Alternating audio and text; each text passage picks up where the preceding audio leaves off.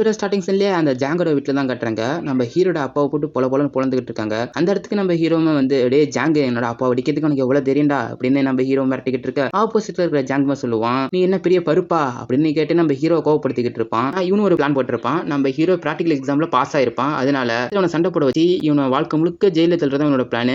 இந்த வீட்டை சுத்தியும் சிசிடிவி கேமரா இருக்கிறதுனால வேலை ரொம்பவே ஸ்ட்ராங்கான கேஸ இந்த ஜாங்கால போட முடியும். அது தெரியாத நம்ம ஹீரோட அப்பா அவங்களோட ஃப்ரெண்ட் எல்லாம் அடிச்சாங்கன்னா நம்ம ஹீரோ போட்டு பொலன்னு பொழக்க ஆரம்பிச்சிடறான். ஜாங்குமே வந்து வாலண்டியா வாங்கி கட்டிட்டு போறான். நம்ம ஹீரோ இருந்தாலும் ஒரு வாரியர் தானே, நம்ம ஹீரோ ஆஃப் வாரியர்னு சொல்லலாம். நம்ம ஹீரோ அங்க இருக்கிற எல்லாருமே போட்டு அடிச்சிருவான். அந்த ஜாங்குமே ஒரு ஆஃப் வாரியர் ஸ்டேஜ்ல தான் இருப்பான். அவனே போட்டு நம்ம ஹீரோ அடிச்சிருவான். இதுல நம்ம ஹீரோயின் சூஜின் பாக்குறாங்க. ஜாங்கோட வீட்டுல என்ன போலீஸ் நிக்குது இப்படின்னு பயந்துகிட்டு வந்து இவங்களும் வந்து பார்க்க அங்க நம்ம ஹீரோவை அரெஸ்ட் பண்ணி கொண்டு போயிட்டு இருப்பாங்க. இதை நம்ம ஹீரோயின் சூஜின் பார்த்துக்கிட்டு இருப்பாங்க. என்ன நடக்குதுங்க இப்படின்னு உங்களையும் யோசிச்சுக்கிட்டு இருக்க. நம்ம ஹீரோ கையில ஹேண்ட் கப்பை மாட்டி இருக்கிற போலீஸ் வந்து நம்ம ஹீரோ அழைச்சிட்டு போயிட்டு இருப்பாங்க. நம்ம ஹீரோட அப்பாவும் சொல்லுவாரு, என் பையன் மேல எந்த தப்பு இல்லை, எல்லாத்துக்கும் காரணம் ஜாங் தான் அப்படின்னு சொல்லிக்கிட்டு இருக்கும்போது நம்ம ஹீரோட அப்பாவையும் சேர்த்து தான் அரெஸ்ட் பண்ணி போயிட்டு இருப்பாங்க. இப்ப நம்ம ஹீரோ வந்து ஹீரோயினை பார்த்துடுறான். அப்படியே நம்ம ஹீரோவை ஜெயிலையும் அடிச்சிடுறாங்க. இப்ப நம்ம ஹீரோ கேட்பான், என்னோட அப்பா எதுவும் தப்பு பண்ணல, நான் தான் தப்பு பண்ணேன் இப்படின்னு நம்ம ஹீரோவும் சொல்ல, உன்னோட அப்பாவை அப்பயே விட்டாச்சு, இப்போதைக்கு லூஃபங் நீ ஒண்டி தான் ஜெயில இருக்க, உன்னோட மேல கேஸ் கொடுத்தவங்க ஜாங்கோட வீட்டை சேர்ந்தவங்க, அதனால மேல ஒண்டி தான் கேஸ் கொடுத்துருக்காங்க, விசாரணை நடக்கணும், அது வரைக்கும் நீங்க ஜெயிலுக்குள்ள தான் இருக்கணும் அப்படின்னு நம்ம ஹீரோ பார்த்து போலீஸ் ஆஃபீஸர்னு சொல்லிக்கிட்டு இருப்பாரு. நம்ம ஹீரோவுமே என்னோட அப்பாட்டி அம்மாட்டி சொல்லிடுங்க, எனக்கு எந்த பிரச்சனையும் இல்லைன்னு சொல்ல, நான் அதை ஒழுங்கா சொல்லிடுறேன் அப்படின்னு சொல்லிட்டு அந்த போலீஸ் ஆஃபீஸர் கிளம்ப நம்ம ஹீரோட அப்பா அம்மா நம்ம ஹீரோட தம்பியும் வந்திருப்பாங்க. ஆஃபீஸர் சொல்ல ஆரம்பிக்கிறாரு, லூஃபங் மேல ஒரு கேஸ் வந்திருக்கு, அதனால விசாரணை நடந்துகிட்டு இருக்கு, விசாரணை முடிஞ்சதுக்கு அப்புறம் தான் லூஃபங்க வெளில விட முடியும், உங்க பையன் வந்து பெரிய இடத்துல கைய வச்சிருப்பான், நிச்சயமா அவனோட வாழ்க்கை முழுவே ஜெயில தான் இருந்தாங்கன்னு சொல்லிட்டு இருக்கும்போது நம்ம ஹீரோட அம்மாவும் சொல்லுவாங்க, லூஃபங் இப்பதான் வாரியர் ஆகிறதுக்கான பிராக்டிகல் எக்ஸாம் அட்டன் பண்ணிட்டு வந்திருக்கான், அதுலயும் பாஸ் ஆயிட்டான் அப்படின்னு சொல்ல, மிஸ் குன் என்ன சொல்றீங்க, அந்த மாதிரி எந்த டேட்டாபேஸ் எங்கள்கிட்ட இல்லன்னு சொல்லுவாரு. இல்ல என்னோட பையன் இன்னைக்கு தான் அட்டன் பண்ணி வின் பண்ணிட்டு வந்திருக்கான், நீங்க ஒழுங்கா செக் பண்ணி பாருங்க அப்படின்னு நம்ம ஹீரோட அப்பாவும் சொல்ல, ஆப்போசிட் அந்த போலீஸ் ஆஃபீஸருமே சரி நான் அதை செக் பண்ணி பாக்குறேன்னு சொல்லுவாரு. அப்படியே நம்ம ஹீரோ பக்கம் வந்தா எல்லாம் என் தளபதி இப்படின்னா நம்ம ஹீரோ கவலைப்பட்டு இருக்க, பின்னாடி இருக்கிற ஒரு மொட்டையோ தம்பி என் கைகளை வந்து அமுக்கி விடு அப்படின்னு சொல்ல நம்ம ஹீரோ முறைச்சிக்கிட்டே போயிடுவான். அந்த மொட்டையுமே அட்டாக் பண்ண நம்ம ஹீரோ அதை அசால்ட்டா தடுத்துருவான். என்னடா இவ்வளவு பவர்ஃபுல்லா இருக்கான் அப்படின்னு நம்ம ஹீரோ நினைச்சுக்கிட்டு இருக்க, நான் ஒரு மாடல் எக்ஸாட் அட்டம் பண்ண ஒரு ஸ்டூடெண்ட் பா அப்படின்னு சொல்லிட்டு அந்த மொட்டையுமே பயங்கர வேகமா அடிச்சுக்கிட்டு இருப்பான். நம்ம ஹீரோவே பயங்கரமா அடி வாங்கிட்டு இருப்பான் பாருங்களேன். ஹீரோவுமே பயங்கரமா ஒரு இடத்துல அடி வாங்கிடுவான். தம்பி நீனு ஒரு வாரியர் எக்ஸாம் அட்டன் பண்ண மாதிரி தான் தெரியுது அப்படின்னு அந்த மொட்டைன்னு சொல்ல, ஹீரோவும் அவனுக்கு ஈக்குவலா போட்டு சண்டை போட ஆரம்பிக்கிறான். அந்த மொட்டையை தூக்கி நம்ம ஹீரோ போட்ட ஆரம்பிக்கிறான். ஒரு கட்டத்துல நம்ம ஹீரோவுமே நிச்சயமா நீ வாரியர் எக்ஸாம் அட்டன் பண்ணி தான் நீ ஒரு வாரியர் எக்ஸாம் ஃபெயில் ஆயிருக்கணும் அப்படின்னு நம்ம ஹீரோ சொல்லிட்டு இருக்க. பின்னாடி இருக்கிறவனும் வாரியர் எக்ஸாமுக்கான செகண்ட் பிராக்டிகலா அவரால் எழுதவே முடியல, மத்தவங்க சதி பண்ணி அவங்க ஜெயில அடைச்சிட்டாங்க, நாங்க இருக்கிற இன்னொருத்தன் சொல்ல நம்ம ஹீரோக்கு இப்பதான் புரியும், நானும் அது மாதிரி தான் ஜெயில அடைஞ்சிருக்கேன் அப்படின்னு நம்ம ஹீரோ மனசுல நினைச்சிட்டு இருக்க. மிஸ்டர் ஜாங் என்ன மாதிரி ஆளும் நீங்க பார்க்க வர மாட்டீங்களே, எதுக்காக வந்திருக்கீங்க இப்படின்னு கேட்க, மிஸ்டர் ஜோ இந்த யாங்சுங் சிட்டில நீங்க எவ்வளவு பெரிய ஆளுன்னு எனக்கு நல்லாவே தெரியும், நீங்க எனக்கு ஒரு உதவி செய்யணும் இப்படின்னு அந்த ஜாங்குமே கேட்குவான். ஆப்போசிட்ல இருக்கிறவனுமே உங்களை மாதிரி பணக்காரங்களுக்கு நான் என்ன உதவி செய்யணும், நான் காத்துக்கிட்டு இருக்கேன் இப்படின்னு ஆப்போசிட்ல இருக்கணும்னு சொல்ல, ஒருத்தன் அடிச்சிட்டான்னு சொல்லி இன்னொரு பிளாஷ்பேக்குள்ள போக நம்ம ஹீரோ சூயினை காப்பாத்துறது வரைக்கும் வருது. அப்பதான் சொல்ல ஆரம்பிப்பான், என்ன லூஃபங்கிற ஒருத்தவன் போட்டு பொலன்னு பொழுதுட்டான், அவனை இப்போ கொல்லணும் அப்படின்னு சொல்லிக்கிட்டு இருக்கும்போது, நீங்க ஒரு மார்ஷியல் ஆர்டோட ஸ்டூடெண்ட்ஸ் உங்களை எப்படி அடிச்சிருக்க முடியும், ஒரு ஆஃப் வாரியர், ஏன்னா நீங்க மார்ஷியல் ஆர்ட் ஹாலில் இருக்கீங்க, உங்களை அடிக்கிறதுலாம் வாய்ப்பே இல்லை அப்படின்னு சொல்லிக்கிட்டு இருக்கும்போது, வாரியர் எக்ஸாம்ல பிராக்டிகல் எக்ஸாம்ல லூஃபங் பாஸ் ஆயிட்டான்னு சொன்னோன்னே அவன் எந்திரிச்சு போக ஆரம்பிச்சிருவான். உங்களை மாதிரி பெரிய ஆளுங்க சண்டைக்குள்ள நான் இன்வால்வ் ஆக விரும்பல அப்படின்னு சொல்ல, அந்த ஜாங்கும் சொல்லுவான், என்கிட்ட நிறைய பணம் இருக்கு, அது யாருமே வெளில தெரியாத அளவுக்கு நான் மறைக்கிறேன் அப்படி சொல்லிக்கிட்டு இருக்கா. ஆப்போசிட்ல இருக்கிற சோவுமே என்னால அது முடியாதுப்பா தம்பி, நான் ஒரு பெரிய பிரச்சனைலாம் மாட்ட விரும்பல இப்படின்னு சொல்லிக்கிட்டு இருக்க. ஸோ நீங்க எவ்வளோ பணம் எதிர்பார்த்தாலும் நான் தரேன் இப்படின்னு ஆப்போசிட் இருக்க ஜாங்குமே சொல்லிக்கிட்டு இருக்க. சீனை கட் பண்ணா ஜெயிலுக்குள்ள இருக்கிறவங்க எல்லாரையும் ஒருத்தன் கொண்டுகிட்டு இருக்கான். என்ன தைரியம் என்னகிட்டே மரியாதை கொடுக்காம போறேன்னு சொல்லி ஆப்போசிட்ல இருக்கிற கழுத்தை நெரிச்சுக்கிட்டு இருக்க.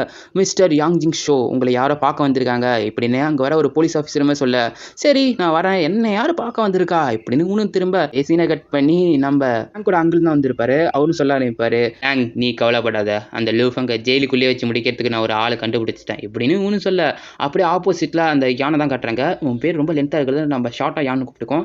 யானுக்கிட்ட அவன் டீல் பேச ஆரம்பிக்கிறான். நீங்கள் கொஞ்ச நாளைக்கு முன்னாடி வாரியர் எக்ஸாமில் அட்டன் பண்ணி அங்கே ஏகப்பட்ட பேரை கொண்டு இருக்கீங்க, இந்த ரெக்கார்ட்லாம் கிளியர் பண்ணிட்டு என்னோட டைகர் டீமில் ஒன்று எடுத்துக்கிறேன், இப்போதைக்கு 1 மில்லியன் பணம் இருக்கு, நீ அந்த லூஃபங்க கொல்லணும் இப்படின்னு ஒன்று சொல்லி கேட்டுக்க. ஹெட் குவார்ட்டர்ஸ் தான் காமிக்கிறாங்க. ஹெட் குவார்ட்டர்ஸில் இந்த டைகர் டீமோட கேப்டன் டீல் போட்டது எல்லாமே அவங்களுக்கு தெரியும், அவங்க எல்லாருமே அதை கவனிச்சுக்கிட்டு தான் இருந்திருப்பாங்க. இந்த யான் வந்து ரொம்பவே பயங்கரமானவன், நல்லா புரிஞ்சுக்கிட்டான். இந்த வருஷம் நடக்கிற எக்ஸாம்ல மட்டும் அவன் கலந்துக்கிட்டானா ஏகப்பட்ட பேர் செத்துருவாங்க, ஏற்கனவே ஒரு வாட்டி அவன் எக்ஸாம்ல கலந்துக்கிட்டு பல பேரை கொண்டுட்டான், அதை இன்னமும் என்னால மறக்க முடியல அப்படின்னு சொல்லிக்கிட்டு இருப்பாரு. அந்த ஃபிளாஷ்பேக்கையும் கொஞ்சம் காட்டிக்கிட்டு இருக்க.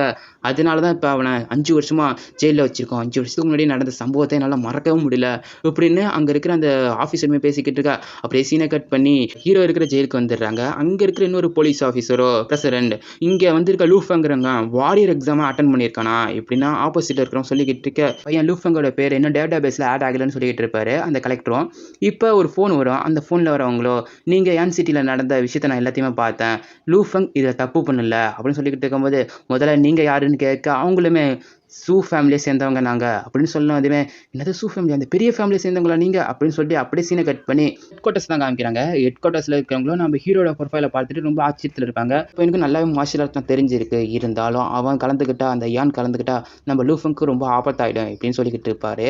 இன்னொருத்தருமே சொல்லுவார் ஃபங்க்ஷன் டெக்னிக்கை கற்றுக் கொடுக்கலாமே அப்படின்னு சொல்லிக்கிட்டு இருக்கும்போது ஆனால் அதுக்கு அளவு கடந்த ஸ்பிரிச்சுவல் எனர்ஜி தேவைப்படும், அது அவன்கிட்ட இல்லைன்னு சொல்லிக்கிட்டு இருக்கும்போது அந்த வாரியருமே அவன்கிட்ட அளவு கடந்த ஸ்பிரிச்சுவல் எனர்ஜி இருக்கு, அவனோட ஸ்பிரிச்சுவல் எனர்ஜி என்னையே கொஞ்ச நேரம் பயமுடுத்திட்டு இப்படின்னு இவரு சொல்லுவாரு. என்னது நீங்களே ஒரு ஸ்பிரிச்சுவல் வாரியர், உங்களே பயமுடுத்துற அளவுக்கு அவன் அவ்வளோ பவர்ஃபுல்லானா அப்படின்னு ஆப்போசிட்ல அவங்க கேட்டுக்கிட்டு இருக்க நான் ஒரு ஸ்பிரிச்சுவல் மாஸ்டரா இப்படின்னு ஒரு ஆச்சரியத்தில் இருக்க அப்படியே சீனை கட் பண்ணி நம்ம ஹீரோ சைடு வந்துடுறாங்க. நம்ம ஹீரோமே நினைச்சுக்கிட்டு இருக்கான் அந்த எக்ஸாம் முடிஞ்சேன்னு ஒரு விஷயம் கேட்டிருப்பாங்க. ஸ்பிரிச்சுவல் வாரியர்ஸை பற்றி நான் கேள்விப்பட்டிருக்கேன், ஆனால் அவங்கள பற்றின டேட்டா பேஸ் எங்கேயும் இல்லை இப்படின்னு நம்ம ஹீரோட டெஸ்ட் எழுத வந்த பையனை கேட்க ஆப்போசிட்ல இருக்கிறன்னு சொல்ல ஆரம்பிக்குவாரு. ஸ்பிரிச்சுவல் வாரியர்ஸ் நார்மல் வாரியர்ஸோட ரொம்பவே பவர்ஃபுல்லாக இருப்பாங்க, அதனாலேயே அவங்க டேட்டா பேஸ்லாம் சீக்ரெட்டாக மெயின்டைன் பண்ணுவாங்க, நார்மல் வாரியரோட 2 மடங்கு பவர்ஃபுல்லாக இருப்பாங்க இப்படின்னு சொல்லிக்கிட்டு இருக்கும்போது என்னாலையும் ஸ்பிரிச்சுவல் வாரியர் ஆக முடியுமான்னு கேட்க உங்களோட ஜீனை கொஞ்சம் தூண்டி விட்டா நிச்சயமா உங்களாலையும் ஸ்பிரிச்சுவல் வாரியர் ஆக முடியும், அதுக்கான டெக்னிக்கை சொல்லி தரேன்னு சொல்லுவாரு. அப்படியே நம்ம ஹீரோவுமே அந்த டெக்னிக் தான் செய்வான். ஹீரோமே யோகா பண்ணிட்டு இருக்க மாதிரி அவங்க உட்காந்துக்கிட்டு இருக்க நம்ம ஹீரோட கையை ஒழுங்கா பார்க்கணும். மொட்டையோ 5 அக்குபஞ்சர் பாயிண்ட் டெக்னிக் இது நிச்சயமா ஒரு வாரியரா மாத்திரும் அப்படின்னு சொல்லிக்கிட்டு இருக்கும்போது நம்ம ஹீரோவும் அந்த காதல வாங்கிடுவான். வாயை முடுங்கடா அப்படின்னு சொல்லி நம்ம ஹீரோவும் அவங்களை மிரட்டுவான். அப்படியே நம்ம ஹீரோவும் மெடிடேட் பண்ண ஆரம்பிச்சிருவான். அந்த 5 அக்குபஞ்சர் பாயிண்ட்ஸை பத்தி அந்த சொல்ல ஆரம்பிக்கிறாரு. முதல்ல அந்த 5 அக்குபஞ்சர் பாயிண்ட்ஸ் நீங்க ஓபன் பண்ணோம், அதுக்கப்புறம் தான் நீங்க செகண்ட் வாரியர் டெஸ்ட்டை அட்டன் பண்ண முடியும். வைரஸ் மூலமா மியூட்டடான பீஸ்ட்டை மனுஷங்க ஹண்ட் பண்ண ஆரம்பிச்சாங்க. உங்களுக்கு எப்படி பவர் வருதுங்கிறத கண்டுபிடிக்கிறது ஒரு டீம் ஆரம்பிச்சோம். மனுஷங்க உடம்புல இருக்கிற ஜீன் மாற்றங்கள் ஏற்படுறது மூலியமா மனுஷங்களோட டிஎன்ஏ வளர்ச்சி அடிச்சு வெடிக்க செஞ்சது, அதனால தான் இந்த பவர்ஸும் கிடைக்க ஆரம்பிச்சது அப்படின்னு சொல்லிட்டு நான் இப்போ ஒரு வீடியோ காட்டுறேன், இதை ஒரு டைம் தான் காட்ட முடியும், இது யாரும் காப்பி பண்ண முடியாது, எங்கேயும் வாங்க முடியாது, இது ஒரு டைம் தான் உங்களுக்கு விசிபிளா தெரியும் அப்படின்னு சொல்லுவாரு. என்னகிட்டயே இதுக்கான பர்மிஷன் கொஞ்சம் தான் இருக்குன்னு சொல்லிட்டு அவரும் அந்த வீடியோ போட ஆரம்பிப்பாரு. ரிசர்ச் மூலமா மனுஷங்களோட டிஎன்ஏவை எப்படி ஆக்டிவேட் பண்றதுங்கிறத கண்டுபிடிச்சோம், அதுதான் இந்த 5 அக்குபஞ்சர் பாயிண்ட் டெக்னிக். இது முதல் விஷயம் கையில் இருக்கிற எனர்ஜியை கேதர் பண்ணணும், அப்புறமா தலையில இருந்து உடம்புல இருக்கிற 4 பிளாக்ஸ் ஓப்பன் பண்ணி மொத்தமா 5 பிளாக்ஸையும் ஓப்பன் பண்ணதுக்கு அப்புறம் உடம்புல நல்லாவே மாற்றம் தெரியும். ஆனா இதுக்கு உங்களோட இதயத்தை கலங்காத நீர் மாதிரி வச்சிருக்கணும் அப்படின்னு சொல்லிட்டு இருக்கும்போது நம்ம ஹீரோவுக்கு ஃபேமிலி நம்ம ஹீரோயின் எல்லாருமே நாம வந்துட்டு இருப்பாங்க. கடைசியா அந்த கோல்டன் ஈகிளுமே நாம வர நம்ம ஹீரோ அவனோட கவனத்தை சிதறடிச்சிருவான். அதனால அவனுக்கு கோவத்துல இருக்க என்ன நடக்குது, என்னோட இதயம் ரொம்பவே சாந்தமா இருக்கணும், அப்ப நான் உன்னிதான் என்னால இந்த டெக்னிக்கை முழுசா புரிஞ்சுக்க முடியும்னு சொல்லிட்டு இந்த டெக்னிக்கை இன்னொரு வாட்டி நான் ட்ரெயின் பண்ண போறேன், அதுக்காக நான் எவ்வளவு நேரம் வேணாலும் எடுத்துக்கோன்னு சொல்லிட்டு நம்ம ஹீரோ திரும்பவும் அந்த 5 அக்குபஞ்சர் பாயிண்ட் டெக்னிக்கை திரும்பவும் ட்ரெயின் பண்ண ஆரம்பிப்பான். அது ரொம்ப நேரமா மணிக்கணக்காக நம்ம ஹீரோ ட்ரெயின் பண்ணிட்டு இருப்பான். கடைசியா ஒரு வழியா அந்த 5 அக்குபஞ்சர் பாயிண்ட் டெக்னிக்கும் மாஸ்டர் பண்ணதுக்கு அப்புறம் யூனிவர்சல் எனர்ஜியை நம்ம ஹீரோ அப்சர்வ் பண்ண ஆரம்பிச்சிருவான். இதுதான் ஸ்பிரிச்சுவல் வாரியருக்கான ஒரு அடையாளம். நம்ம ஹீரோ அந்த யூனிவர்சல் எனர்ஜியும் நம்ம ஹீரோட உடம்பு முழுக்க ஃபீல் பண்ண ஆரம்பிப்பான். இது அந்த ஸ்பிரிச்சுவல் வாரியர்ஸில் ஒண்டி தான் செய்ய முடியும்னு அந்த இன்ஸ்ட்ரக்டருமே சொல்லியிருப்பாரு.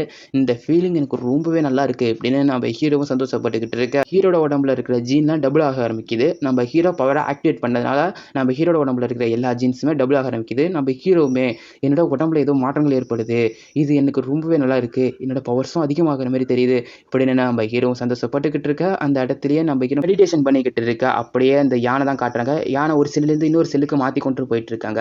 அந்த இடத்துல இருக்கிற ஒரு போலீஸ்காரனோ நீ கொல்ல வேண்டிய ஆளும் வந்தனே நான் சைகை காமிக்கிறேன் இப்படின்னு அவனு சைகையிலே சொல்லிக்கிட்டு போக நம்ம ஹீரோட செல்லையும் தாண்டி போறாங்க.